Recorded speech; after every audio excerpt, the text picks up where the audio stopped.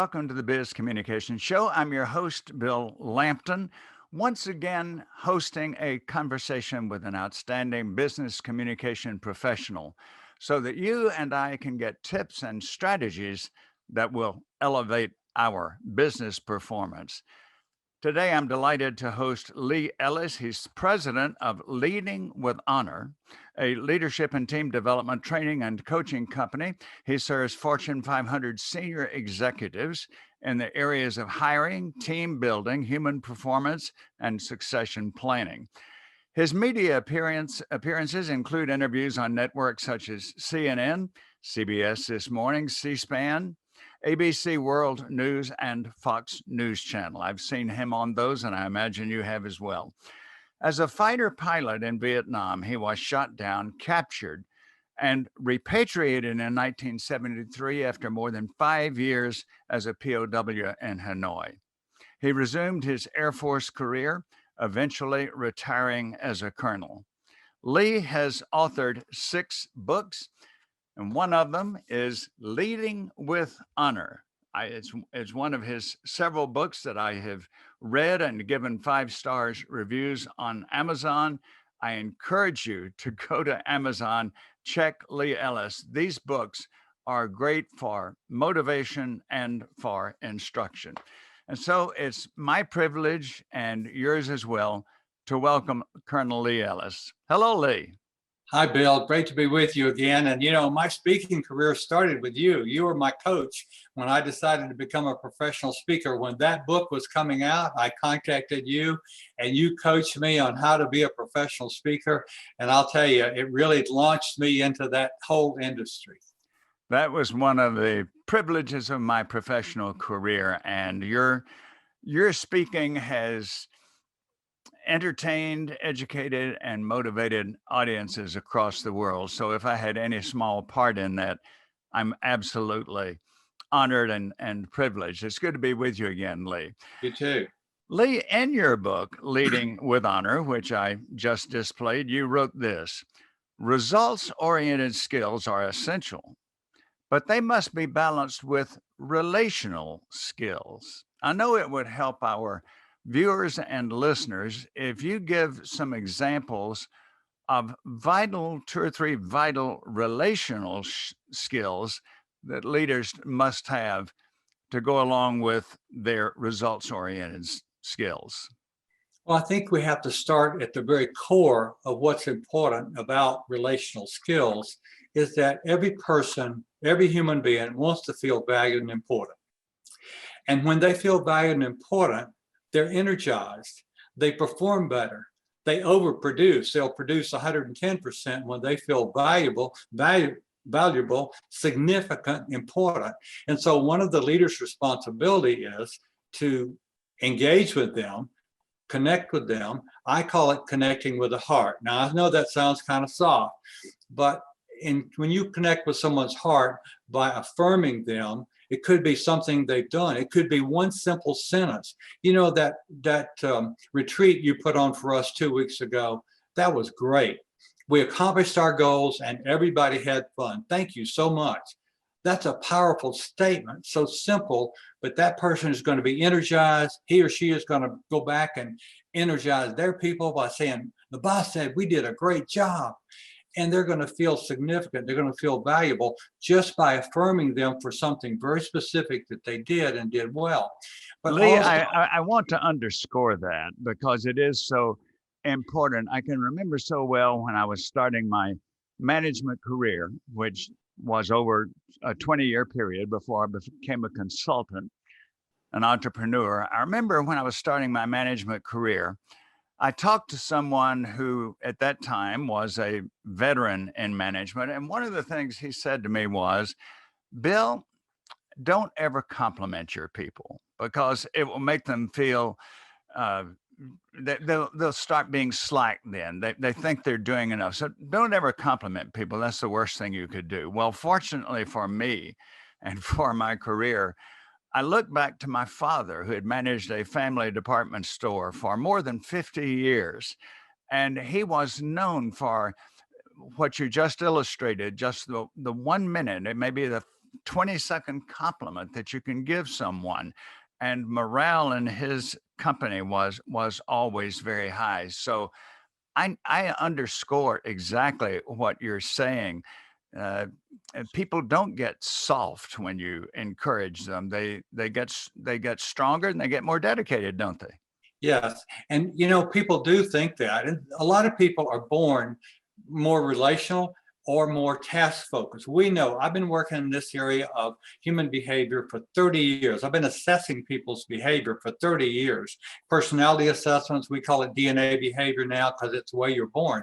40% of the population is born results task focused and 40% relational. Well, if you're relational, you have to learn to be tough and set standards and hold people accountable. And if you're task focused, results by your natural birth, you have to learn to affirm people, connect with their hearts, and let them know that you appreciate them, you value them, because everybody wants to feel that they're valuable, they're significant. And when you do that as a leader, what you do is you increase their confidence and their competence. Because if they don't believe in themselves, how are they going to perform? A person who truly believes in themselves is going to try to live up to that and to show you what they can do. And they're going to be so much more loyal to you and more productive as a team member when you let them know that they're important. I'll tell you what I do. I have an exercise I will do after about halfway through the day when I'm working with a lot of senior leaders. And I'll say, I want you to stop and think for 3 or 4 minutes about the person who's spoken to your life somewhere along in your career. Could have been a high school coach or teacher, your first boss, your last boss, somebody who's spoken to your life and changed you and accelerated. They launched you. It was a pivot point in your life. And then they share their stories. Oh my gosh, they just blow you away. This person believed in me and said, well, have you ever thought about, dude, you're good at this. And and these are school superintendents, college professors, CEOs who recall those people who've spoken to their lives and encouraged them and just totally made a difference. You remind me of something that I would imagine you have heard. I've heard of people who will write down the compliments, the support statements that people have made about them. They keep a collection of them. Mhm. And when they're having a down day, when maybe they didn't make enough sales, or maybe they offended somebody, or maybe they didn't reach a goal they wanted, they go into that collection that maybe they've kept for months or even years, and they read good things that people have said about them. It boosts their spirits and gets them back into the game with high motivation. It absolutely does. Bill, I have a model. I love models. I'm a concept visual person. So I have a model. It's called the secure insecure. So I'm going to say this is a continuum. Insecurity on the left, secure on the right. The secure person is comfortable in their own skin. They believe in themselves. The insecure person doesn't really believe in themselves or have a lot of doubts and fears. Sometimes they cover it up with pride, false pride.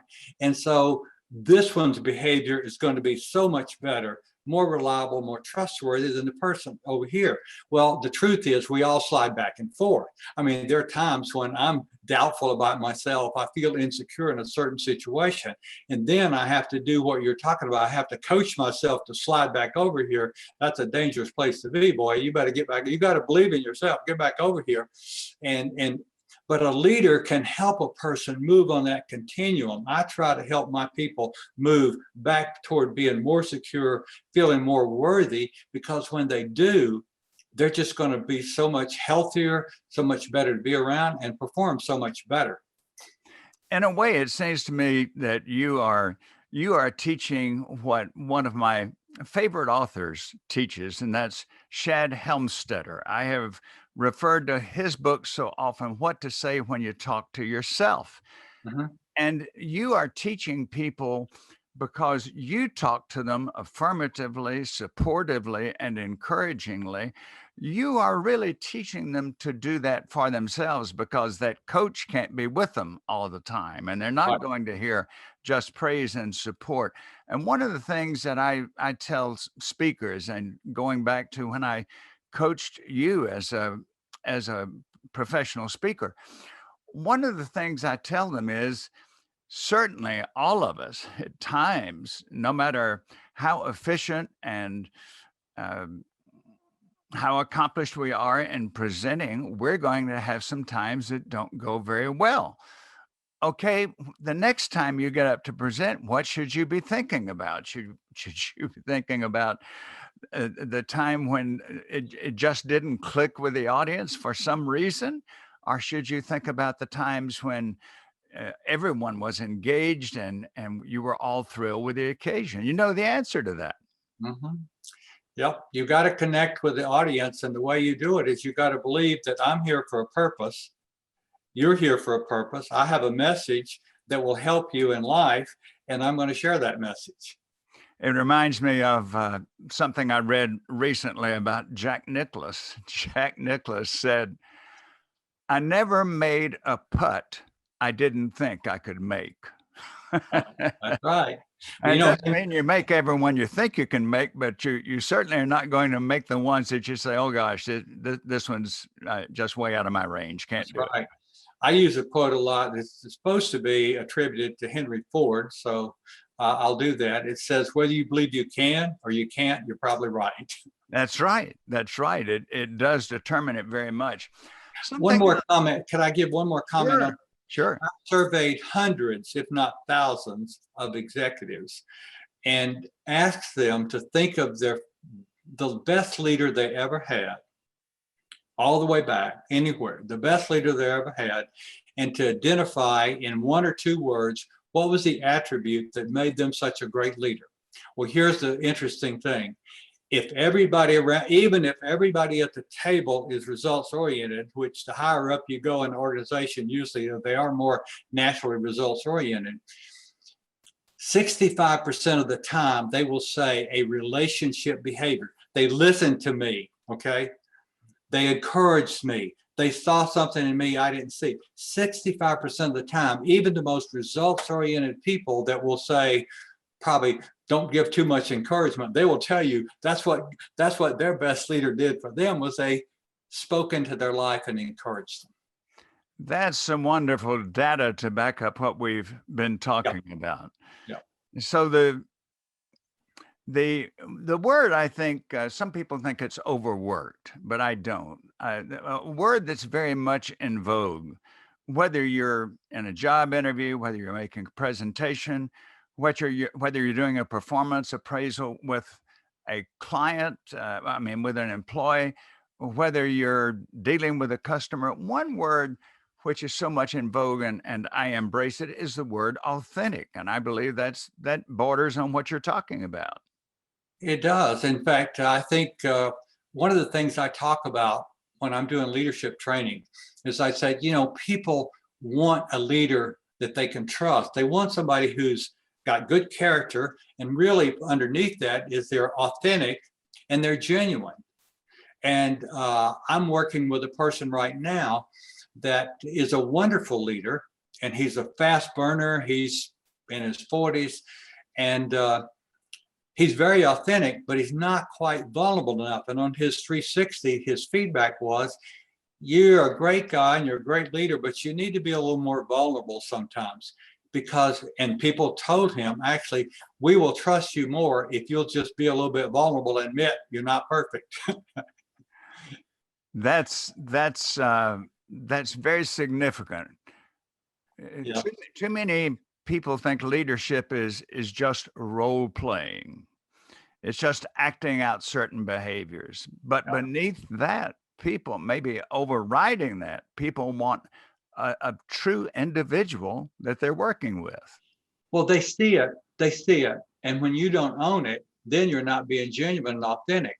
And when you own it, when you mess up, instead of trying to cover up, when you mess up and just say, "Hey, I messed that up. I'll do better next time. And thanks for bearing with me here," they think, "Oh, this person's real. He's trustworthy." And, we're talking about being humble a little bit. And when a leader can be both confident and humble, people love to be with them because they want a confident leader that knows what he's doing and believes in what he's doing or she is doing, but they want somebody who's also humble. And when you have those two together, I'm telling you, people want to be there following you, working for you. So well said. Lee, time is fleeting by. We have time for one more question. And that is you say that sometimes leaders need to over communicate. What do you Mhm. mean by that? Well, quite often leaders assume that if they say something once, that everybody gets it, when in fact they don't. Uh, the reality is you have to say it over and over again, and ideally from different angles so that they really understand. And quite often it's good to ask for feedback. Okay, what do you think I'm really saying? What do you think I mean by this? Or how does this sound to you? When you ask those questions, you get the feedback. You can see if they're really getting it. And I know in the military, it's important for people to ask a question to make sure, okay, tell me what you think I'm wanting to do here. And the person repeats it back because we don't want a mistake. If it's life and death, we want it to be clear. Clarity is so important. And, I think it was Jack Welch, GE CEO. He said, I have one message, I preach it everywhere I go.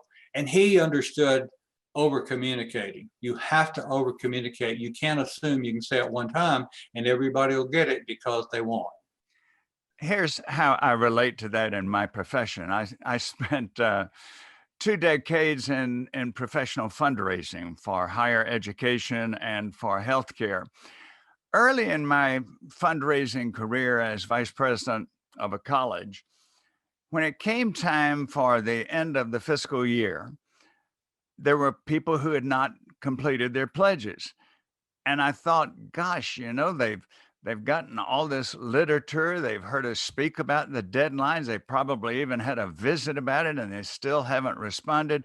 Should I remind them one more time? Every time, Lee, I do not remember one instance when this didn't happen.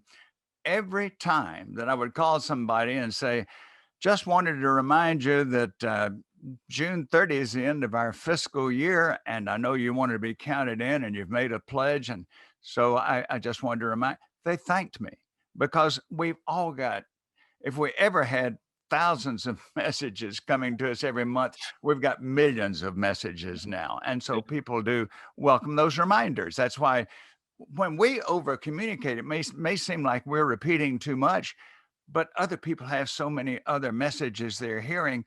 They're glad that we break through that barrier again, aren't they? Right. And one piece of that is use different media. And you just said that. I called them. Okay. And so now we're getting so many emails, people are just overwhelmed with email. Constant contact is automatically throwing emails at people every day. And so we're getting overloaded there. And so quite often, if it's really important, you're probably just going to have to call them. Even if you catch them off guard, you got to call them. And I've had to do that lately myself with people that I know that appreciate and value me. They're friends or good business partners, and they don't answer my email. I know that they're covered up because that's what's happened to me. I got a phone call from a friend yesterday, and we talked for over an hour. And I thought, how rare is that? Somebody calling you. It's distinctive now when you call Yeah. somebody. It's special. Whereas that used to be our major means of contact. Lee, I want to mention your book one more time, one of 6 books, Leading with Honor. I encourage all of our viewers and listeners, read his books. They tell about what he learned in his 5.5 years in the Hanoi Hilton, and now he teaches leadership strategies worldwide. Lee, people will want to get in touch with you, so please give us your contact information. Yes, leadingwithhonor.com, same as the title of that book, leadingwithhonor.com. And we have a lot of free stuff on there. We have an honor code, by the way, 7 articles, 1 page, 7 articles. It's our biggest download. In this day we live in now, we need that honor code. But we have a lot of free coaching tools for leaders. Just go check it out. Free, everybody's favorite word. That's right. That's right. And now that Lee has very graciously given his contact information, I'm happy to give mine. Bill Lampton, the Biz Communication Guy. So logically, my website is B-I-Z, bizcommunicationguy.com. I encourage you to go there to check my services for corporations and leaders. Give me a call and let's talk about your communication challenges and problems and how I can help you find solutions to them. Lee, in 30 seconds, any closing comment, please?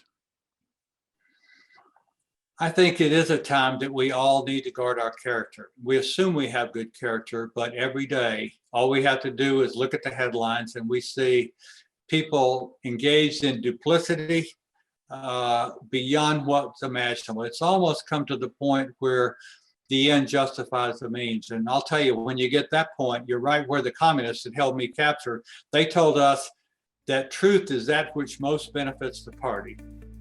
And that's a scary thing. We need to be very careful about guarding truth and about guarding our character, because that's the only thing that's going to hold us together as a country. Thank you for that. And thank you for this interview. Wonderful to host you again. And thanks to those of you who joined us on the Biz Communication Show. Be with us again next week when we host another highly informative guest who will help you boost your business. I'm Bill Lampton, the Biz Communication Guy.